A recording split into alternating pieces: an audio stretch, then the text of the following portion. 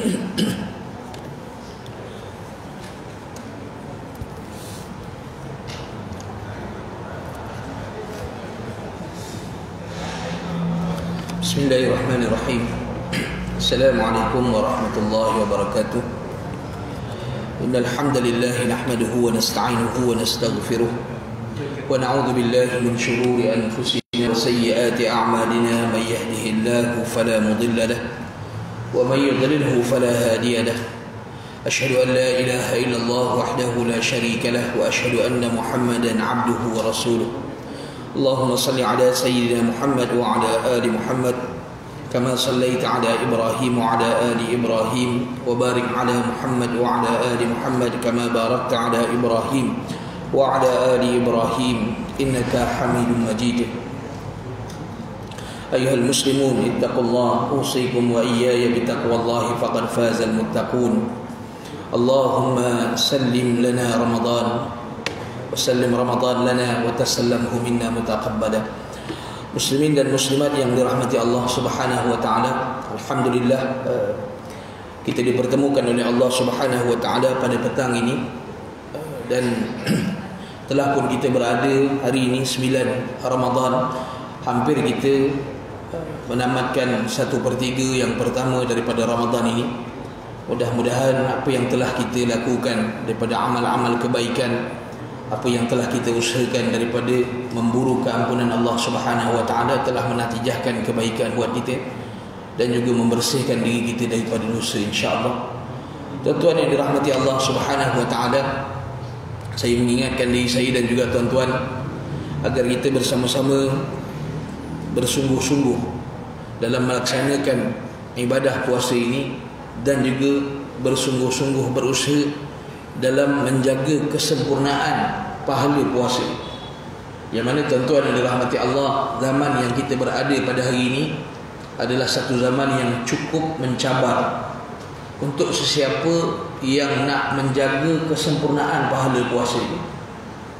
Ramai orang yang mungkin boleh berpuasa, tetapi untuk menjadikan pahala puasa kita itu dipertahankan, ia memerlukan satu usaha yang luar biasa pada zaman kita pada hari ini. Jabir bin Abdullah radhiyallahu anhu pernah menyebutkan, "Idza sumta falyasum sam'uka." Kata, apabila seseorang berpuasa, jika engkau berpuasa, maka hendaklah juga berpuasa pendengaran. Wa basaruka, dan hendaklah juga engkau memelihara penglihatan. Wa lisanuka 'anil kadhib wal maharib, dan juga berpuasa lidahmu daripada bercakap perkara-perkara dusta, wal maharim, dan juga perkara-perkara yang diharamkan. Wada'anka adzal jar, dan hendaklah kau meninggalkan, jangan sampai engkau menyakiti jiranmu. Wal yakun 'alaika waqarun wa sakinah, hendaklah engkau berada dalam keadaan waqarun wa sakinah, tenang dan tentram. Ini sifat orang yang nak mendapatkan kesempurnaan puasa. Wala yakun yaumu saumika wa yaumu fitrika sawa, dan kata dia, jangan sampai hari di mana engkau berpuasa sama seperti mana hari ketika tidak berpuasa. Maka tuan-tuan yang dirahmati Allah Subhanahu wa taala, ini mengingatkan kita bahawasanya berpuasa itu bukan sekadar menahan lapar dan dahaga. Berpuasa itu kita menjaga pandangan kita. Hari ini satu orang mungkin ketika mana dia sedang berpuasa menjadi satu cabaran yang besar untuk dia menjaga pandangan. Kalau dahulu satu orang berpuasa duduk di rumah, dia tidak keluar, maka mudah bagi dia memastikan pandangannya selamat daripada memandang perkara-perkara yang haram. Tetapi hari ini kadang-kadang duduk di rumah itu lebih parah. Tak kala kita ada handphone, segala perkara boleh lalu dia dalam handphone kita. Kadang-kadang kita nak buka video, yang dibukanya itu video ceramah, tapi iklan yang lalu kadang-kadang gambar-gambar yang tidak sepatutnya. Maka ini menjadikan cabaran untuk mempertahankan kesempurnaan pahala puasa itu begitu sukar pada zaman ini. Dan juga kata Jabir bin Abdullah, menjaga lisanmu daripada berkata dusta dan perkara yang dilarang. Kadang-kadang kerana ucapan-ucapan dalam bentuk-bentuk pendustaan ini kadang-kadang hari ini telah pun menjadi perkara yang dijadikan gurauan. Orang bergurau dengan perkara-perkara yang berbentuk kedustaan, menyebabkan satu orang terlanjur dia ketika mana dia berpuasa, terungkap juga pada lidahnya perkara-perkara yang dusta. Maka ini hendaklah dia jaga. Wada'anka adal jar, dan jangan sampai dia menyakiti jirannya. Jangan sakiti orang dalam ketika mana kita berpuasa. Kerana apa tuan-tuan yang dirahmati Allah? Menyakiti orang lain juga menjadikan hilangnya pahala puasa kita. Jangan sampai ketika kita berpuasa tuan-tuan, saya ingatkan diri saya dan juga tuan-tuan, kita menahan lapar dan dahaga. Tetapi Nabi SAW mengingatkan kita, rubba min sa'imin laysa lahu min siyamihi illa al-ju' wal 'atash. Terkadang bagi orang yang berpuasa itu, dia bersungguh-sungguh menahan lapar dan dahaganya, tetapi apa yang dia perolehi daripada puasanya hanyalah sekadar lapar dan dahaga. Maka tuan-tuan yang dirahmati Allah Subhanahu wa taala, kata Jabir bin Abdullah, hendaklah engkau berada dalam keadaan tenang dan tenteram, waqarun wa sakinah. Tenang. Dan ini juga satu perkara yang susah hari ini tuan-tuan. Saya duduk di sekolah mengajar murid-murid. Budak ni tuan-tuan, bulan Ramadan lebih kurang je. Kadang-kadang duk fikir awak ni puasa, tidak. Sama saja. Maka nak tak nak terpaksa menjerit juga kita kadang-kadang. Duk baca hadis ni, baca tenang, tapi tadi pagi, awal pagi kadang-kadang dah melaung dah suara. Maka ini juga perkara yang perlu kita hati-hati. Bukanlah salah meninggikan suara, tetapi bagi orang yang berpuasa, dia seharusnya mengelakkan diri dia. Kerana ini merupakan perkara-perkara yang disuruh kita untuk menjaganya. Wala yakun yaumu shaumika, jangan sampai hari puasa kita sama seperti mana hari kita tidak berpuasa. Maka tuan-tuan yang dirahmati Allah Subhanahu wa taala, di atas sebab apa? Perlu kita menjadikan puasa kita ini dipelihara dan dipertahankan bersungguh-sungguh. Kerana kita melihat kepada apa yang menjadi tujuan kepada pensyariatan puasa, iaitulah nak mencapai ketakwaan kepada Allah Subhanahu wa taala. Dan juga seseorang itu nak memburu apa yang dinamakan sebagai keampunan Allah Subhanahu wa taala. Ini yang dijanjikan oleh Nabi SAW kepada orang yang bersungguh-sungguh berpuasa dan orang yang bersungguh-sungguh mendirikan, menghidupkan Ramadan. Usaha yang dilakukan untuk menghidupkan Ramadan ini akan menatijahkan kepada seseorang itu keampunan. Yang mana kadang-kadang bila mana kita bercakap tentang keampunan, sebahagian orang mungkin merasakan keampunan ini perkara yang agak kurang menarik. Mungkin bila mana kita sebut lakukan amalan-amalan ini, balasannya adalah keampunan Allah. Bunyinya itu kelihatan mungkin bagi sebahagian orang agak kurang menarik. Akan tetapi tuan-tuan yang dirahmati Allah Subhanahu wa taala, keampunan adalah perkara yang menjadi buruan setiap manusia, walau siapa pun dia ketika di dunia, walau besar mana pun kedudukannya ketika di dunia, walau tinggi mana pun pangkatnya di dunia, walau sehebat mana pun dia diangkat ketika di dunia.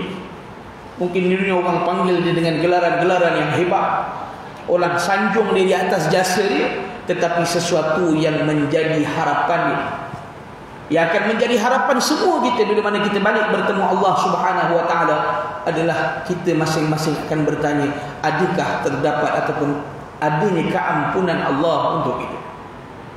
Tuan-tuan yang dirahmati Allah Subhanahu wa taala, manusia yang mana Allah taala jadikan dia akan menuruti salah satu di antara dua jalan. Anak Adam ini Allah Subhanahu wa taala jadikan dia akan menuruti salah satu di antara dua jalan. Dalam bulan Ramadan dan salat tarawih kita baca Al-Quran, baca ayat-ayat yang mungkin jarang kita baca di luar Ramadan dalam salat. Dalam Al-Quran antara kisah yang diulang-ulang oleh Allah Subhanahu wa taala adalah kisah pertembungan di antara Adam alaihi salam dan iblis. Berkali-kali diulang.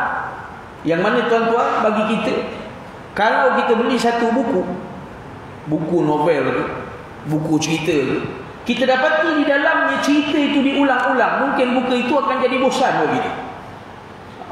Apa senang buat kerja, buku cerita dia ulang.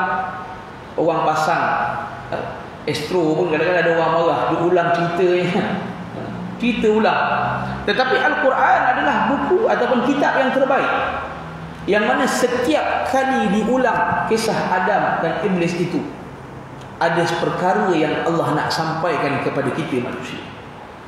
Diulang pertembungan di antara bapa kita Adam dan Iblis. Dua makhluk, dua hamba Allah yang Allah Subhanahu wa taala jadikan kedudukannya asalnya mulia. Kemudian kedua-duanya melakukan kesilapan, kedua-duanya melakukan dosa. Kedua-duanya dihukum oleh Allah, tetapi Adam akhirnya diampunkan dan dimuliakan oleh Allah Subhanahu wa taala. Iblis dihukum dan dilaknat oleh Allah Subhanahu wa taala. Maka demikian apabila Allah Subhanahu wa taala memanggil kita dalam Al-Quran, seringkali diungkapkan perkataan ya bani Adam. Allah panggil kita, wahai anak Adam. Wahai anak Adam.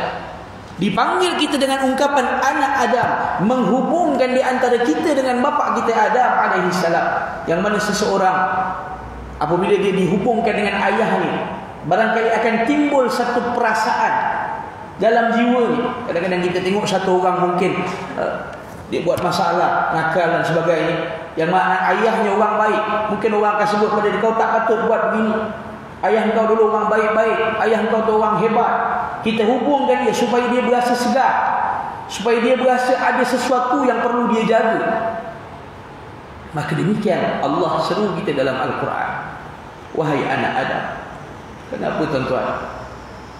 Kenapa Allah hubungkan kita dengan bapa kita? Kerana sebenarnya kehidupan manusia ini dia akan berkisar tentang dua jenis manusia yang melalui jalan seperti mana yang dilalui oleh Adam. Setiap manusia akan melakukan dosa. Tak ada orang yang terlepas daripada dosa. Tak ada orang yang tidak pernah tersilap dalam kehidupan. Bahkan kesilapan itu pasti berlaku. Kata Nabi SAW, setiap anak Adam itu adalah orang yang berdosa, buat salah. Sebaik-baik orang yang buat salah adalah orang yang bertaubat kepada Allah. Maka Allah ingatkan kita, apabila kita buat salah, apabila kita buat dosa, maka kita hendaklah mengikuti jalan yang dilalui oleh bapa kita. Adam tidak cabar Allah. Adam tidak challenge perintah Allah. Adam tidak pertikai ketetapan Allah seperti mana Iblis pertikai. Iblis aba wastakbar, dia enggan kata Allah. Dia sombong dengan perintah Allah. Dia cabar, dia pertikai, dia katakan aku lebih baik daripada Adam. Ana khairum minhu. Aku lebih baik, tak layak bagi aku untuk sujud kepada Adam. Maka sikap ini dikutuk oleh Allah Subhanahu wa taala. Adam yang digelincirkan oleh syaitan. Fa'adallahum asy-syaitanu 'anha. Syaitan menggelincirkan kedua-duanya, Adam dan isterinya. Tapi bila mana dia buat silap, Adam bapa kita, dia tidak pertikaikan perintah Allah. Dia tidak kata, wahai Allah, kalau kau tak benarkan kami makan daripada pokok ini, mengapa kau biarkan pokok ini hidup di tengah-tengah kami? Kalau kau tak bagi kami makan buah pada pokok ini, yang kau bagikan pokok ini hidup tengah-tengah kami, pasal apa? Adam tidak berkata begitu. Adam mengungkapkan, Rabbana zalamna anfusana wa illam taghfir lana wa tarhamna lanakunanna minal khasirin. Ya Allah, wahai Tuhan kami, kami telah zalim diri kami. Kalau bukan kerana Kau mengampunkan kami dan kasihani kami, maka kami akan termasuk daripada kalangan orang yang lupa. Tuan-tuan, kita berada dalam satu bulan yang diprogramkan bulan ini untuk kita, agar kita keluar daripadanya bersama dengan keampunan Allah Subhanahu wa taala. Maka bersungguh-sungguh kita memburunya, tuan-tuan. Bersungguh-sungguh kita berhabis daya, bersemangat hingga ke akhir. Kerana apa? Bulan ini bulan yang diprogramkan untuk kita. Diseru kita, dipanggil kita untuk balik kepada Allah. Dan setiap malam diisytiharkan orang-orang yang diberikan perlepasan daripada api neraka Allah. Maka mudah-mudahan malam-malam yang kita lalui telah pun termasuk insya-Allah. Kalau belum, mudah-mudahan akan datang berakhir Ramadan ini dalam keadaan nama kita berada dalam nama salah seorang daripada hamba Allah yang dipanggil mutaqa'un minan nar, yang dibebaskan daripada api neraka Allah Subhanahu wa taala. Tuan-tuan, manusia ketika hidup, saya dan juga tuan-tuan, ada perkara yang kita tak nak orang tahu tentang kita. Dan setiap orang yang beriman dia akan bimbang apabila dia membaca ayat yang Allah sebut dalam surah Al-Qari'ah. Yauma tublas sarair. Pada hari didedahkan segala rahsia-rahsia. Setiap manusia membaca ayat ini, jika dia beriman kepada Allah Subhanahu wa taala, akan gemetar dalam jiwa. Karena mungkin dia dilihat orang yang baik dalam hidup ini. Karena mungkin dia dianggap satu orang yang bagus, satu orang yang taat pada Allah. Dia zahirkan demikian.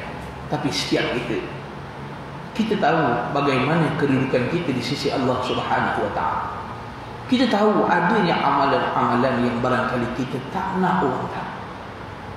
Kita tahu adanya amalan-amalan yang barangkali terdetik di hati kita. Kalaulah orang tahu perkara ni aku buat, habis.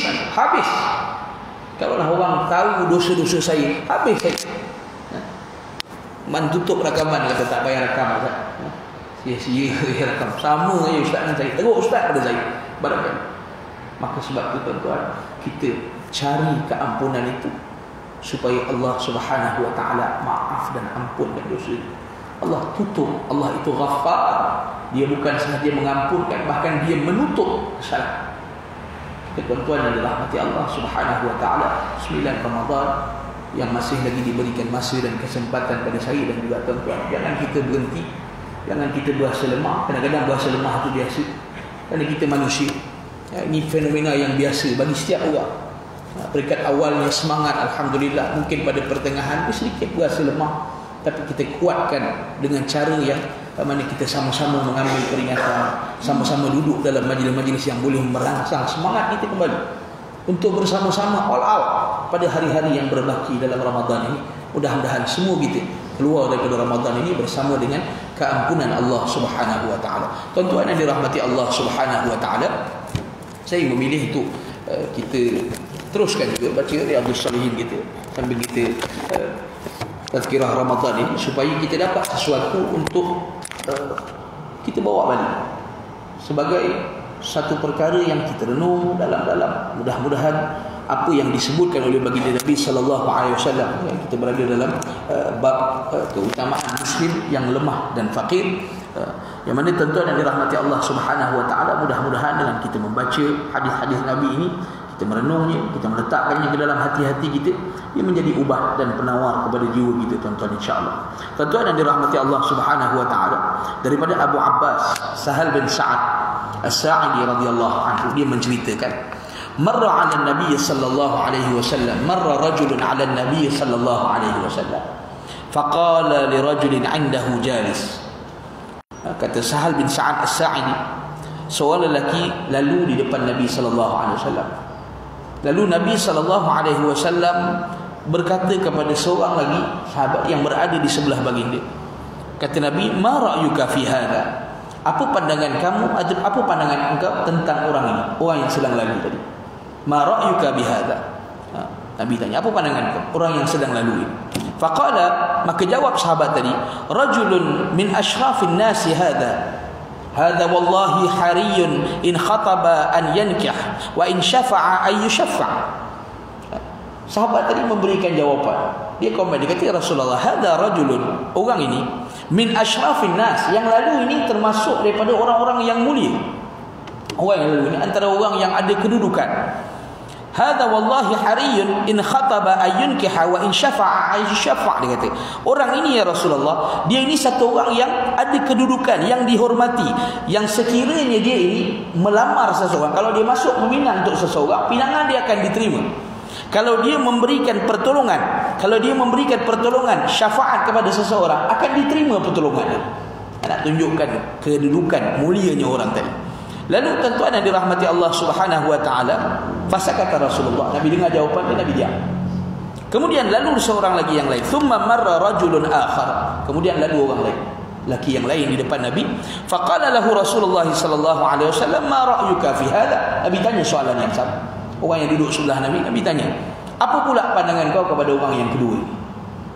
Kata sahabat ni, faqala ya Rasulullah, "Hadha rajulun min fuqara'il muslimin." Ya Rasulullah, orang yang kedua ni termasuk daripada orang fakir daripada kalangan kaum muslim. Min fuqara'il muslimin, daripada kalangan muslimin yang fakir. Dia bagi komen jujur. Dia ni orang fakir. Lalu dia kata, hadza hariyun in khataba alla yunkah. Kata, orang ini, orang yang kedua ni, dia ni kalau masuk Minang orang tak terima pilihan. Pasal kedudukan beza. Orang pertama tadi orang yang mungkin dihormati. Orang yang kedua ni min fuqara'il muslimin, daripada kalangan orang fakir. Dia bagi komentar, kata orang ini kalau dia mau minang tak ada terima. Wa in syafa'a alla yusyaffa'. Kalau dia cuba bagi pertolongan, bagi syafaat, bagi recommendation dia mungkin tak diterima. Dia bagi komen kepada Nabi. Tetapi Nabi SAW menyebut, wa in qala ay sahabat tadi kata wa in qala ay alla yusma' li qawlihi. Kalau dia bercakap, orang tak mau dengar cakap dia. Sahabat ni bagi komen. Orang kedua ni kalau pinang orang tak mau, kalau dia bagi pertolongan, bagi recommendation pun orang tak mau, orang tak terima. Kalau dia bercakap pun orang tak dengar. Dia bukan orang yang tak sama seperti mana orang yang pertama tadi. Faqala Rasulullah, tapi Nabi SAW yang pertama tadi Nabi diam. Bila mana jawapan sahabat ni kali kedua, kata Nabi SAW, hadza khairum min mil'il ardi mithla hadza. Kata Nabi, orang yang kedua ini lebih baik daripada seisi bumi. Nilai lebih baik itu seisi bumi berbanding orang yang pertama tadi. Maka tuan-tuan yang dirahmati Allah Subhanahu wa taala, hadis ini diriwayatkan oleh Imam Bukhari dalam bab nikah, bab setara dalam aspek agama, bab mencari yang sekufu dalam sisi agama. Maka tuan-tuan yang dirahmati Allah Subhanahu wa taala, apa boleh kita faham daripada hadis ini? Kata pengarang kitab ini, pertama kata dia, anjuran untuk kita tidak menghina orang yang miskin dan tidak popular. Allah, tuan-tuan, kita dunia manusia menilai orang dengan bermacam cara. Majoriti manusia menilai seseorang pada zahir, pada kedudukan dia. Dinilai seseorang itu secara zahir, dilihat kedudukan dia. Seperti mana sahabat tadi, dilihat apa yang dia tahu. Tetapi hakikatnya tuan-tuan yang dirahmati Allah Subhanahu wa taala, agama mengajar kita tak boleh kita menghina seseorang yang mungkin zahirnya kelihatan seperti bukan daripada kalangan orang-orang yang dikenali. Jangan hina. Kita tengok dia ni tak ada orang kenal. Siapa dia ni? Kenal pun tidak, tiba-tiba datang bercakap orang tak mau dengar cakap dia. Tapi tak boleh kita menghina seseorang itu, kerana tuan-tuan yang dirahmati Allah Subhanahu wa taala kata dia, boleh jadi seseorang yang kotor dan berdebu. Seseorang yang penampilannya kotor, berdebu, seseorang yang mungkin tak dipandang oleh manusia, tetapi dia dimuliakan di sisi Allah Subhanahu wa taala. Bahkan nilai dia lebih baik jauh seisi bumi berbanding orang yang dimuliakan di mata manusia, yang kaya mungkin, yang penampilannya hebat mungkin. Kerana nilai sebenar manusia hanya diketahui oleh Allah Subhanahu wa taala. Yang pertama. Maka tuan-tuan yang dirahmati Allah Subhanahu wa taala, orang putih ajar kita, orang putih kata apa? Don't judge book. Jangan kita buat keputusan tentang satu buku tu sekadar tengok kulit saja. Tapi agama telah mengajar kita lebih awal supaya kita tidak menghina orang yang mungkin dilihat tidak terkenal di mata manusia. Di kalangan para sahabat Nabi, di kalangan para tabi'in salafus salih, antara yang terkenal Uwais Al-Qarni, satu orang yang disebutkan tidak dikenali di bumi, tapi dia sangat terkenal di langit. Satu orang yang apabila menadah kedua tangannya, Allah akan menerima doa. Maka tuan-tuan yang dirahmati Allah Subhanahu wa taala, yang kedua kata dia, yang menjadi ukuran adalah ketakwaan seseorang. Ini ukuran di sisi Allah Subhanahu wa taala. Allah melihat hanya kepada siapa yang paling bertakwa kepada Allah, bukan nasab dan kebangsawanannya, kata dia. Bukan keturunan yang meletakkan kedudukan kita di sisi Allah Subhanahu wa taala. Sebahagian manusia hari ini mungkin, bukan semua orang, hari ini ramai yang dah faham bahawasanya keturunan tidak membawa makna tanpa takwa pada Allah Subhanahu wa taala. Boleh jadi satu orang jalur keturunannya tidak baik. Boleh jadi satu orang ketika lahirnya dipungut oleh orang lain. Mana nasabnya mungkin tak diketahui, tetapi itu bukan penghalang untuk dia menjadi orang yang dekat dengan Allah Subhanahu wa taala. Tak boleh kita pandang, dia ni kalau tengok keturunan pun tak bagus, tak usah dengar cakap dia. Kadang-kadang ini yang berlaku hari ini, tuan-tuan.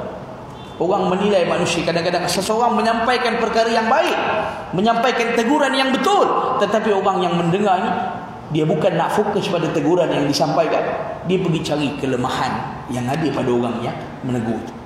tak usah dengar cakap dia. Kau tengok keluarga dia pun tak betul. Kalau dia betul sangat, jagalah keluarga dia dulu. Tengok dia ni siapa, apa kelulusan dia, siapa dia. Sedangkan yang dia sampaikan itu kadang-kadang betul. Maka tuan-tuan yang dirahmati Allah Subhanahu wa taala, agama mengajar kita supaya tidak menilai orang berdasarkan kedudukan, keturunan dan sebagainya. Kerana apa tuan-tuan yang dirahmati Allah Subhanahu wa taala? Allah sebut dalam Al-Quran, "Inna akramakum 'indallahi atqakum." Yang benar-benar mulia di sisi Allah adalah yang bertakwa. Dan Allah buka peluang bagi kita tuan-tuan. Hari ini setiap orang masuk ke dalam Ramadan, tujuan akhir kita, Allah kata apa? La'allakum tattaqun. Disediakan program Ramadan ini tujuannya mudah-mudahan kamu bertakwa. Menunjukkan apa tuan-tuan? Tujuan utama untuk kita melalui madrasah Ramadan ini, keluar daripada Ramadan, seseorang itu bertambah takwa kepada Allah. Dan kata para ulama, nak menilai seseorang yang diterima Ramadan ni atau tidak, hendaklah dia nilai diri dia selepas daripada Ramadan. Seumpama kereta tuan-tuan, rosak, masuk bengkel, lepas repair, kalau keluar makin bagus, baguslah bengkel. Masuk bengkel, repair, keluar elok, hilang rosak. Bunyi-bunyi pun hilang. Pergi pun sedap, mandu pun rasa beza sebelum masuk bengkel dengan lepas masuk bengkel. Tapi kalau satu kereta yang mungkin rosak, kita sangka dia rosak, masuk bengkel, keluar bengkel makin teruk pula rosak, maka ada masalah pada bengkel dan kereta itu. Demikian semua orang masuk dalam Ramadan, tujuan Ramadan itu kata Allah, la'allakum, mudah-mudahan kamu bertakwa. Tetapi sekiranya kita keluar daripada Ramadan, kita tak sampai, atau kita rasa teruk lagi aku lepas Ramadan ni daripada sebelum Ramadan, maknanya ada masalah pada Ramadan kita. Tuan-tuan, jangan sampai kita termasuk daripada kalangan orang yang sangat rugi kerana Ramadan tidak memberi kesan kepada ketakwaan itu. Tuan-tuan yang dirahmati Allah Subhanahu wa taala, kerana apa? Kerana ketakwaan inilah semata-mata nilai Allah Subhanahu wa taala pada kita. Tuan-tuan yang dirahmati Allah Subhanahu wa taala, yang ketiga kata pengarang kitab ini, dalam hadis ini kata dia, pengajarannya anjuran untuk kita menikahkan laki-laki yang saleh. Dia masuk bab ni. Agama memberikan anjuran kepada kita untuk menikahkan laki-laki yang saleh dengan wanita yang salihah, meskipun mereka itu miskin, tetapi mereka setara dalam hal agama. Ini penting tuan. Bagi yang dah berkahwin selesailah. Tapi maknanya kalau kita mencari jodoh untuk anak kita, adik kita, ataupun kita sedang memilih untuk dipasang, atau kita pilih untuk diri kita, mungkin ada orang yang ada peluang untuk melalui proses itu kali yang kedua, tak semua orang ada peluang itu, maka pemilihan ini agama letakkan hendaklah dipilih sebagai penilaian yang pertama adalah agama. Kerana apa? Nabi kata taribat yada, untung orang yang memilih agama. Maka tuan-tuan yang dirahmati Allah Subhanahu wa taala, mungkin zahirnya miskin, cuma hari ini tuan-tuan, manusia banyak berpura-pura. Kadang-kadang inilah cabaran dunia hari ini. Manusia kadang-kadang menunjukkan penampilan yang berbeza berbanding dirinya yang asal. Maka sebab itu kita tak tahu, kadang-kadang satu orang menzahirkan dia itu orang yang saleh, atau orang duduk, saya duduk depan tuan-tuan cakap macam bagus tu, tapi bila kita hidup dengan dia, kita lihat sisi diri dia yang mungkin tak sama seperti mana yang dia tunjukkan. Maka sebab itu nilai seseorang kita nilai dengan kemampuan kita. Tak salah satu orang menyelidik calon suami anak dia, tak salah satu orang menyelidik calon isteri pada anak dia.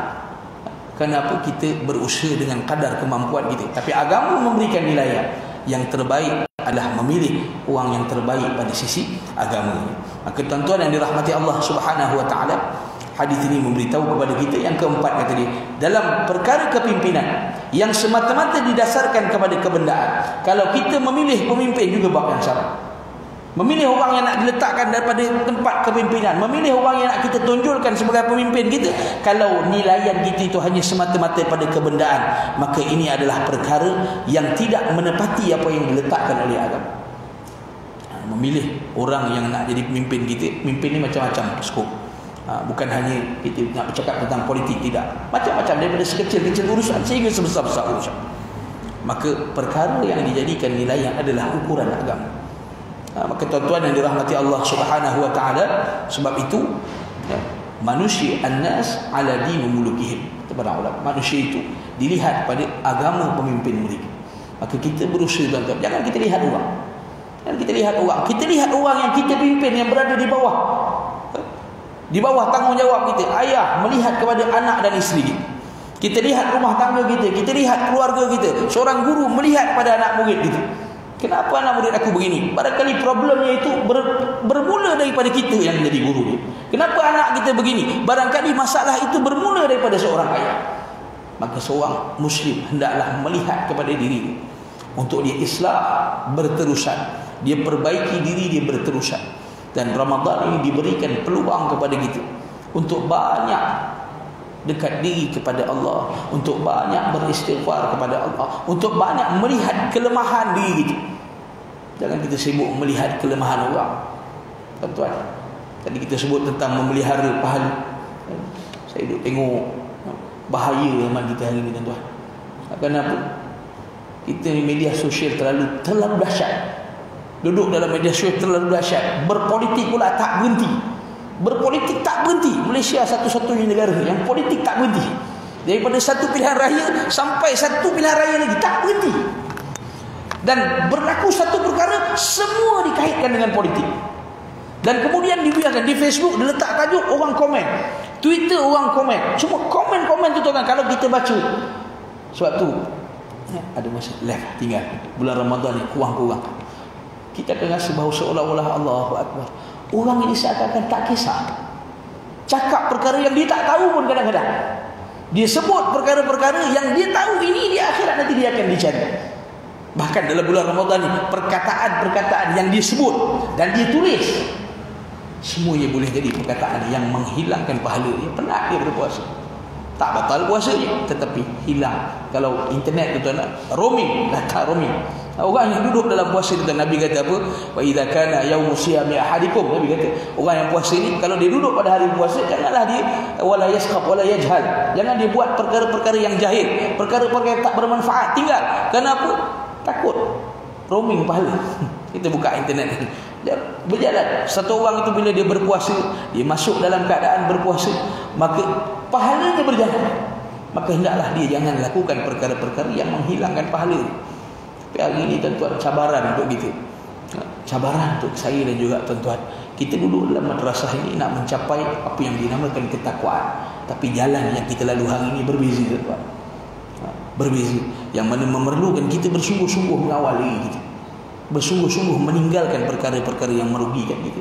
Mudah-mudahan bukan sekadar kita tahan diri kita dalam ketika berpuasa, bukan sekadar kita tahan diri kita dalam bulan Ramadan, kita jadikan dia latihan yang menjadikan apabila kita keluar daripada Ramadan, kebiasaan itu melekat, kekal pada diri kita. Walaupun mungkin tak banyak, tapi ada sesuatu yang kita bawa keluar daripada Ramadan. Tak lain tak bukan tuan-tuan, kenapa? Kita ini mengharapkan penilaian Allah pada kita. Kita tak hirau tuan. Atas dunia mungkin kita hirau pandangan orang. Nak buat apa pun kita fikir nanti orang kata, apa orang kata, apa orang kata, apa orang kata. Banyak sangat kita fikir apa orang kata. Tetapi di akhirat nanti tuan-tuan, yang kita akan fikir apa yang Allah pandang kita. Apa sebenarnya yang Allah pandang kita. Maka sebab itu tuan-tuan yang dirahmati Allah Subhanahu wa taala, inilah masa terbaik, kesempatan terbaik untuk kita menjadikan diri kita tuan-tuan seorang yang benar-benar menjadikan pandangan Allah itu sebagai keutamaan pertama kita. Maka tuan-tuan yang dirahmati Allah, mudah-mudahan kalaupun kita tidak mendapat kedudukan yang kita harapkan di dunia, tapi dengan usaha kita mencari ketakwaan kepada Allah Subhanahu wa taala, mudah-mudahan kita ini bernilai tinggi di sisi Allah Subhanahu wa taala, insya-Allah. Jadi tuan-tuan yang dirahmati Allah Subhanahu wa taala, saya kira 5.20 cukup sekadar itu. Mudah-mudahan Allah Subhanahu wa taala berikan kebaikan untuk saya dan juga tuan-tuan. Allah memberikan kekuatan untuk saya dan juga tuan-tuan terus melipat gandakan amalan. Yang paling penting, berusaha bersama-sama mencari apa yang dinamakan sebagai keikhlasan dalam beramal. Mudah-mudahan apa yang kita lakukan ini diterima oleh Allah Subhanahu wa taala. Aqulu qawli hadza wa astaghfirullahal azim li wa lakum wa lisairil muslimin wal muslimat wal mu'minin wal mu'minat. Wassalamu alaikum warahmatullahi wabarakatuh. أعوذ بالله من الشيطان الرجيم. بسم الله الرحمن الرحيم. اللهم علمنا ما ينفعنا وانفعنا بما علمنا وزدنا علما. اللهم اغفر لنا ذنوبنا وإسرافنا في أمرنا وثبت أقدامنا وانصرنا على القوم الكافرين. اللهم إنا نعوذ بك من البرص والجنون والجذام ومن سيء الأسقام ربنا آتنا في الدنيا حسنة وفي الآخرة حسنة وقنا عذاب النار وصلى الله على سيدنا محمد وعلى آله وصحبه وسلم والحمد لله رب العالمين. Sekian terima kasih tuan-tuan. Assalamualaikum warahmatullahi wabarakatuh.